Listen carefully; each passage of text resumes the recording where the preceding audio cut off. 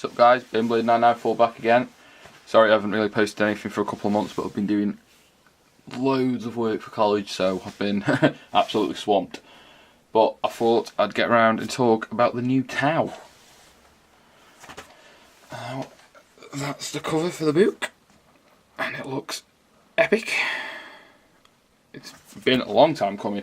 Tau were my first 40k army when I started out, and that would be about 8 years ago, and that was back in 4th edition, so finally got their update, and so far from what I've read, it's pretty balanced. It's a well balanced codex. I really do like it, and I'm thinking, because I've got some old Tau models, I might see if I can get 1,000 points going, so just for a bit of a change from my marine heavy armies, seeing I've got me Chaos and me Space Wolves, so I thought mix it up a little bit.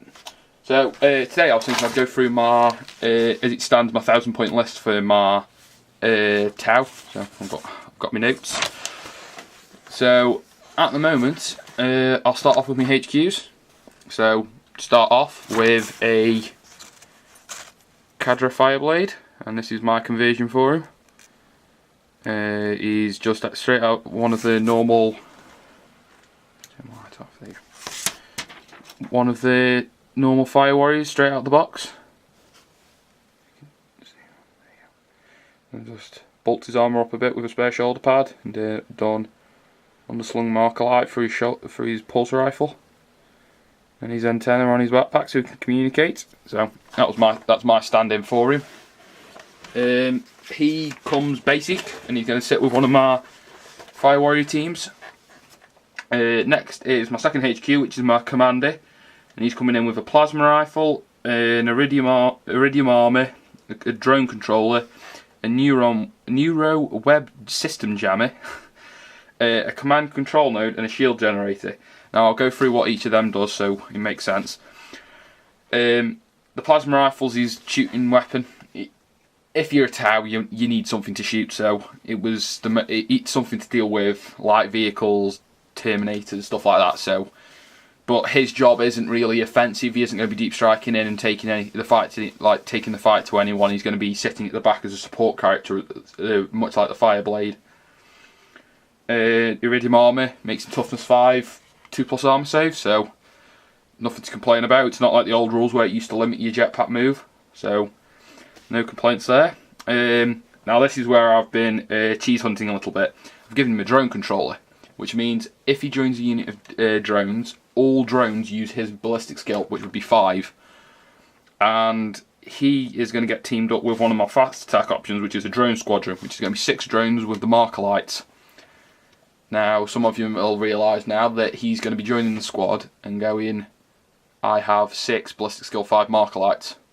So whatever they light up, I'm going to get, let's say you hit 5 times, so I'm going to be getting +3 ballistic skill.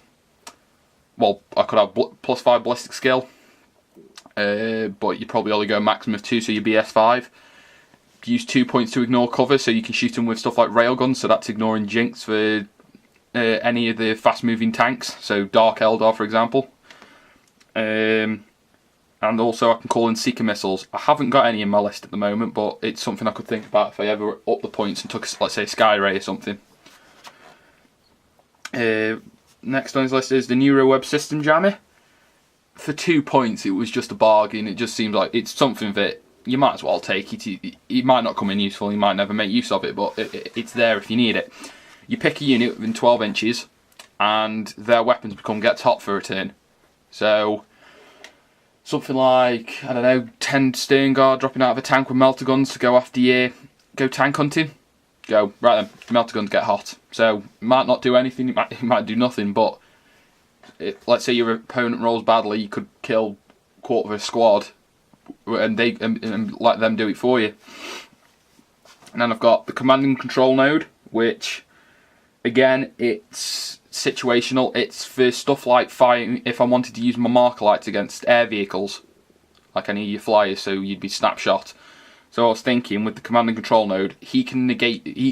My commander can just not shoot, and then it gives all of the marker light drones reroll to hit.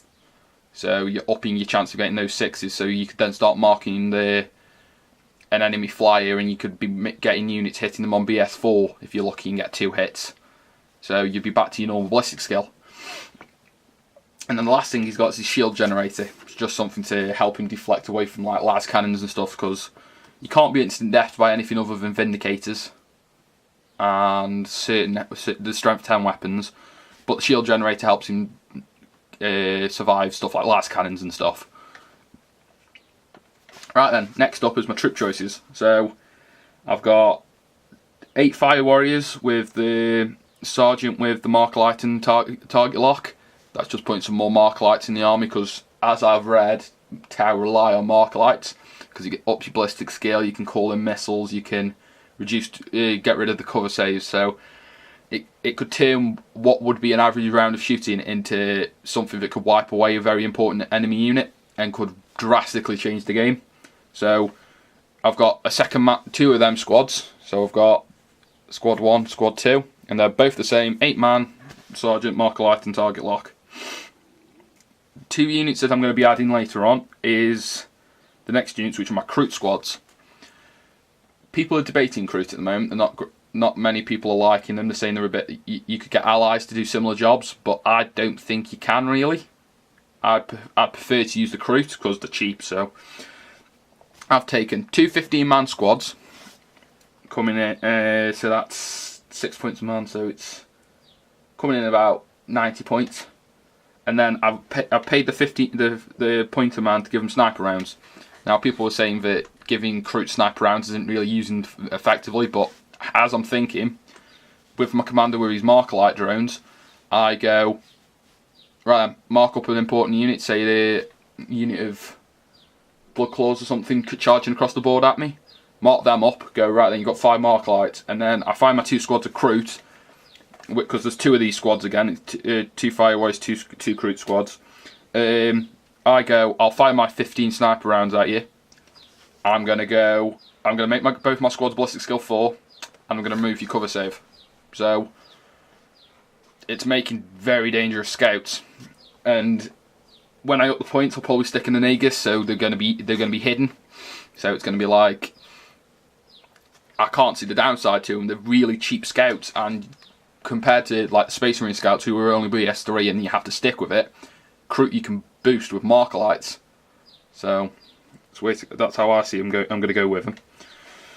Next on the list is my Pathfinders, which is again a 5-man unit with the sergeant just to up the ballistic skill. Again, they're more Markerlights. I might swap them out for another unit of marker drones, but if I have some small units with Markerlights rather than one, I can mark multiple targets, and then it helps me boost multiple squads rather than just the squads aiming at one unit.